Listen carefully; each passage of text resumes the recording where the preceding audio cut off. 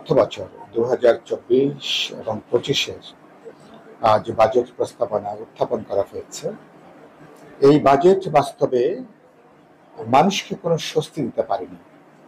মানুষ এই দ্রব্যমূল্যের আগুনে দেশের কোটি কোটি মানুষ যখন পড়ছে, স্বল্প আয়ের সাধারণ মানুষের জীবনে যখন ভয়াবহ দুর্যোগ যখন নেমে এসছে, তখন মানুষ যে ধরনের বাজেট চেয়েছে, বাজেটে মানুষের জন্য যে স্বস্তি মানুষ দেখতে চেয়েছে, বাস্তবে অর্থমন্ত্রী প্রস্তাবিত বাজেটে গুরুত্বপূর্ণ বা উল্লেখযোগ্য তেমন কিছু দেখা যাচ্ছে না।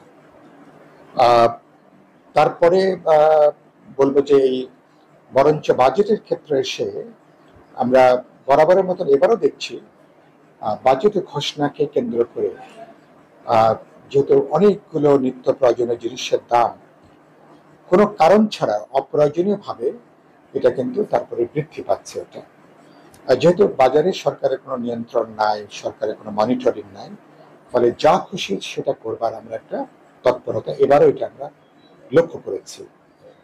বাজেটে আপনি আকার হয়তো এবার খুব বড় না, সেটা অর্থমন্ত্রী আগের তুলনায় বরঞ্চ একটু সংযত বাজেটটাই দিয়েছেন। এর কারণটা সম্ভবত এই কারণের জন্য যে এবার বাজেট একটা বড় বাজেট করবার জন্য রাষ্ট্রীয় কোষাগারে যে টাকা থাকা দরকার, ব্যাংক বা আর্থিক প্রতিষ্ঠানগুলোর যে স্বাবলম্বিতা, তাদের যে মজুদ যেটা থাকা দরকার, বাস্তবে তো অনেকগুলো ব্যাংক ইতিমধ্যে লালবাতি জ্বলছে। ব্যাংকগুলোতে বড় ধরনের তারল্য সংকট যাচ্ছে। রাষ্ট্রীয় কোষাগার বলতে পারেন একভাবে কিন্তু খালি হয়ে গেছে। ফলে চাইলেই সরকারের পক্ষে বড় কোনো বাজেটটা দেওয়াটা সম্ভব হচ্ছে না। তারপরেও যে বাজেট যেটা দেওয়া হয়েছে, এই বাজেটে 2,56,000 কোটি টাকা, এই বাজেটে এটা কিন্তু ঘাটতি বাজেট এটা। এবং এই ঘাটতি বাজেটের একটা বিশাল অংশ 50% উপরে আবার তাদেরকে অভ্যন্তরীণ বা ইন্টারন্যাশনালি তাদেরকে আবার কিন্তু বড় করতে হবে, তাদেরকে আবার লোন ঋণ আকারে তাদেরকে আবার সংগ্রহ করতে হবে। তারা যে ব্যাংকগুলো থেকে তারা যে লোন সংগ্রহ করবে, সেটাও কিন্তু আমি সেখানে অনেক বাড়তি চাপ দেখছি। এমনকি সাধারণ মানুষদের সঞ্চয়পত্র সরকার যদি সেখানেও তারা যদি হাত দেওয়ার চেষ্টা করে, সেটাও কিন্তু বড় ধরনের একটা বিপর্যয়ের দিকে যাবে বলে আশঙ্কাটা থাকছে। আর এবার সরকারকে প্রায় 1,00,000 কোটি টাকা শুধুমাত্র ঋণের সুদ তাদেরকে পরিশোধ করতে হবে। তো এই টাকা পরিশোধ করতে যে এরপরে বলতে পারেন যে সত্যি সত্যি বাজেটের আকার খুব বেশি কিন্তু থাকছে না। আর যেটা খুবই গুরুত্বপূর্ণ খেয়াল করবেন, এরকম একটা দুর্যোগের সময় দেশের মানুষ যখন ভয়াবহ একটা আর্থিক সংকটের মধ্যে, তখনও কিন্তু রাজস্ব বাজেটের পরিমাণ আকার কিন্তু অনেক ক্ষেত্রে বৃদ্ধি করা হয়েছে। অনেকগুলো অনুৎপাদনশীল খাতে বরঞ্চ সেখানে কিন্তু ব্যয় বরাদ্দ আগের তুলনায় শতাংশ হারে সেখানে বৃদ্ধি পেয়েছে। বরঞ্চ শিক্ষা, স্বাস্থ্য, বাসস্থান বা খাদ্যে এ ধরনের গুরুত্বপূর্ণ যে সেক্টর যেগুলো, এখানে কিন্তু বরাদ্দটা উল্লেখযোগ্যভাবে তেমন কোনো বরাদ্দই এখানে বৃদ্ধি পায়নি। ফলে এই বাজেটের ক্ষেত্রে এই সমস্ত দুর্বলতার বলতে পারেন ঘাটতি তো আছে। আরেকটা সরকার সবচেয়ে বড় অপরাধমূলক কাজ, যেটা সরকার তার এই মানে রাজস্ব বাড়ানোর জন্য বা তার অর্থনৈতিক সংগতি বাড়ানোর জন্য তারা অপ্রদর্শিত আয়ের ক্ষেত্রে তারা যে 15% কর দিলেই সমস্ত অপ্রদর্শিত আয় বৈধ হয়ে যাচ্ছে, এরকম একটা বিধান তারা করতে যে বাস্তবে বলতে পারেন চুরি, দুর্নীতি, দুর্বৃত্তায়ন করে যারা হাজার লক্ষ কোটি টাকার যারা মালিক হয়েছে, তাদের অপরাধের কিন্তু পরোক্ষ এক ধরনের স্বীকৃতি কিন্তু পাওয়া যাচ্ছে।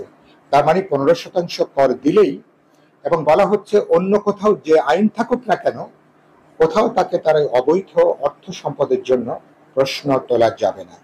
তার মানে রাষ্ট্রীয়ভাবে দুর্নীতি, দুর্বৃত্তায়নকে, চুরি ডাকাতিকে মানে এটাকে বরঞ্চ একভাবে এটাকে আপনাকে বৈধতা দেওয়া হচ্ছে। এতে বরঞ্চ যেটা ক্ষতি হয়েছে, যারা সৎ উদ্যোক্তা, যারা সৎ করদাতা, তাদেরকে আয়ের উপরে 30% তাদেরকে কর দিতে হবে। আর অথচ দুর্বৃত্ত, দুর্নীতিবাজরা 15% কর দিয়েই তারা কিন্তু পার পেয়ে যাচ্ছে। তো এই সমস্ত বিষয়গুলো থাকছে। আর আমি সর্বশেষ যেটা বলবো, যে এই বাজেটে আমি যদি খুব আশাবাদী হবার মতন তেমন কিছু দেখছি না।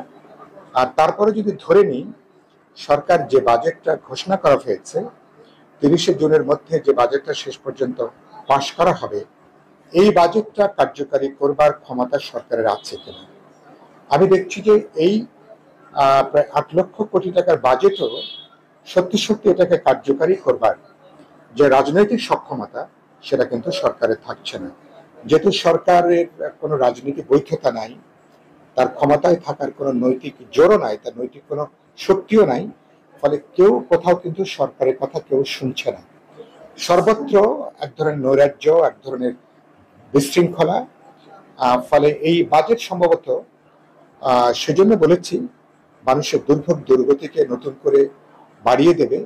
যে মানুষ জ্বালানি সংকট থেকে শুরু করে দ্রব্যমূল্যে যে মানুষ নাকাল, যে মানুষের প্রকৃত আয়টা ভয়াবহভাবে হ্রাস পাচ্ছে, সেজন্য আমি শুরুতে বলেছি এই বাজেট মানুষের জন্য কোনো সুখবর বয়ে আনতে পারেনি। এই কারণের জন্য বিপ্লবী ওয়ার্কার্স পার্টির পক্ষ থেকে বা গণতন্ত্র মঞ্চের দিক থেকেও এই বাজেটকে আমরা প্রত্যাখ্যান করেছি। এবং এই বাজেট বরঞ্চ নতুন করে গণদুর্ভোগ তৈরি করবে কিনা সে আশঙ্কাটা কিন্তু পরে থাকছে। এবং এই ধরনের একটা সরকারের এই বাজেট মানুষকে গ্রহণের পরিবর্তে বরঞ্চ মানুষ মধ্যে একটা হাহাকার, একটা অবিশ্বাস, একটা সন্দেহের জায়গাটা, এটা বরঞ্চ আরো বেশি বৃদ্ধি করবে। সম্পদশালীদের উপরে সম্পদ বৃদ্ধি পাবে। আর সরকারের যেটা রাগ দেখছি আমি মধ্যবিত্তদের উপরে, মধ্যবিত্তরা যে সাধারণ ন্যূনতম তারা যেটা স্বস্তি পাবে, এই বাজেটে কিন্তু অধিকাংশ ক্ষেত্রে বাজেট প্রস্তাবনায় মধ্যবিত্তদের জন্য তেমন কিছু নেই বললে চলে। ফলে বাজেট একমাত্র মুষ্টিমেয় দুর্বৃত্ত ধনী ছাড়া আর সমাজের ছোট একটা অংশের মানুষ ছাড়া কারোর জন্য তেমন কোনো সুখবর বয়ে আনতে পারছে না। আপনাকে